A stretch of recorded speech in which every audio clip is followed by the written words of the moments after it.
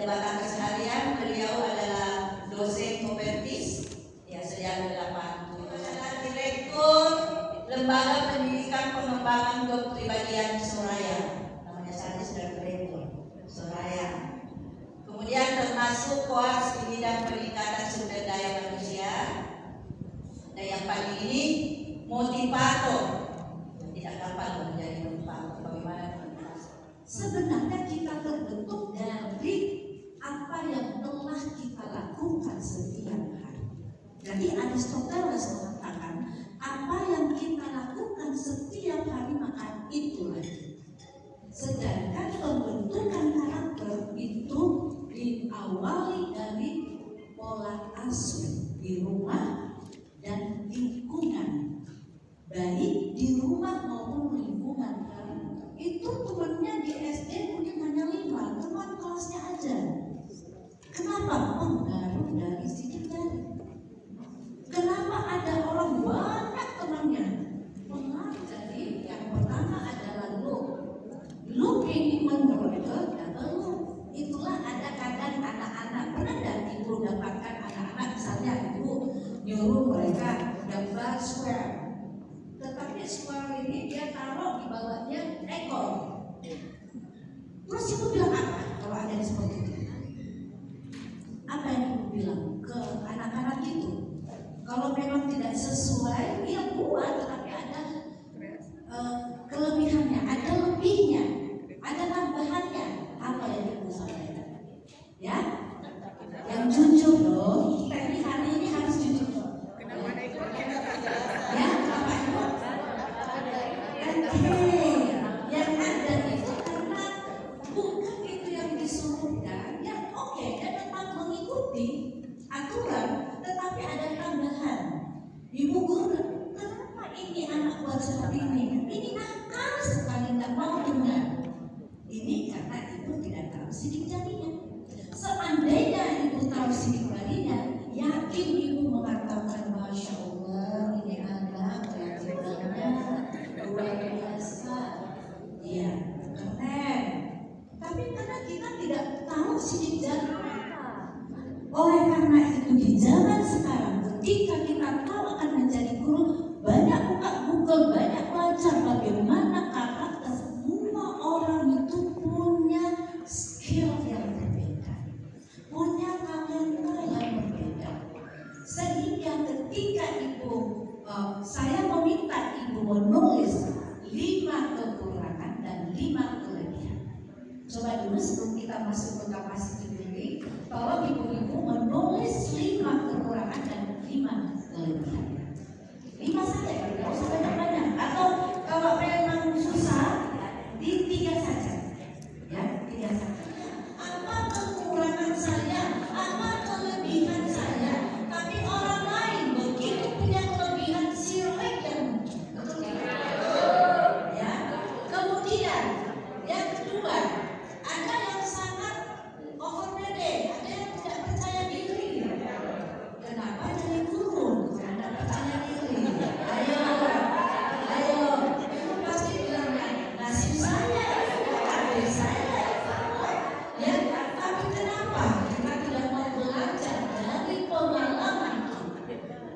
Nah, yang sering terjadi di sekolah, dimanapun, yang sering terjadi itu adalah karena apa kira-kira?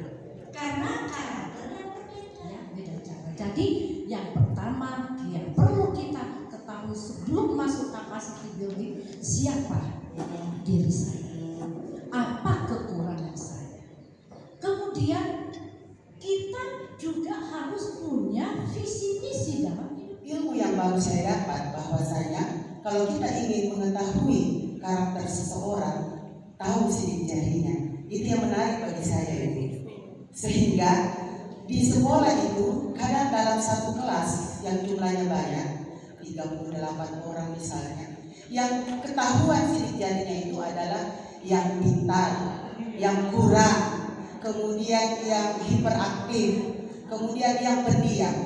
Nah, yang bagian sedang-sedang saja, ini yang sulit bagi kita untuk melihat apa sih karakternya dia. Kira-kira ada nggak langkah praktis yang bisa kita tahu untuk mengetahui yang sedang-sedang ini, Ibu? Karena inilah yang kadang membuat kita bagaimana cara kita untuk mencapai tujuan itu, sementara yang kita anggap ini yang pintar lah misalnya sudah bisa kita atasi, yang pendiam kita dekati, tetapi yang sedang-sedang saja yang tidak bisa terbaca, ada nggak langkah praktisnya? Kemudian ada yang nakal, kemudian ada yang ya sedang-sedang saja. Ya, jadi sebenarnya sidik jari itu hanya ada 4, tapi ada lagi turunan. Kalau lo itu turunannya ke double.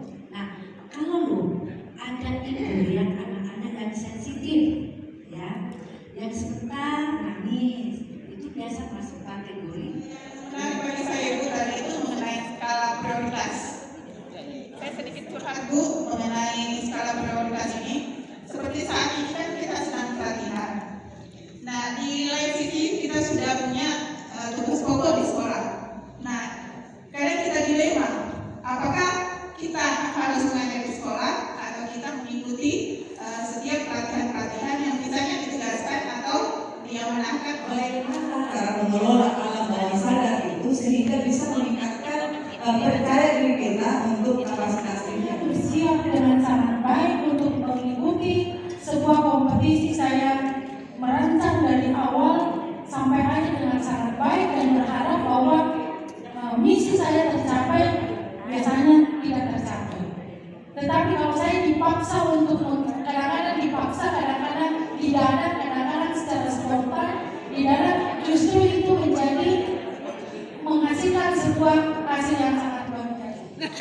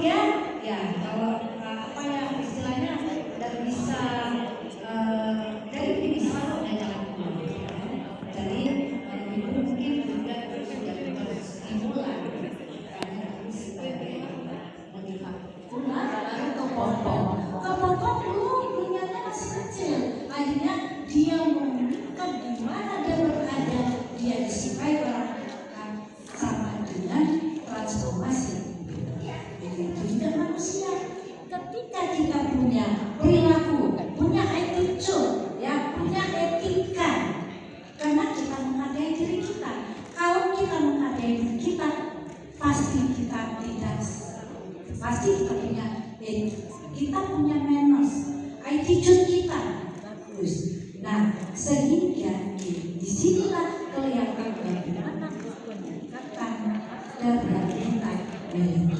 Ya, jadi transformasi diri yang tadinya masih cerewet menjadi tidak cerewet. Ini namanya transformasi diri. Ya, oke.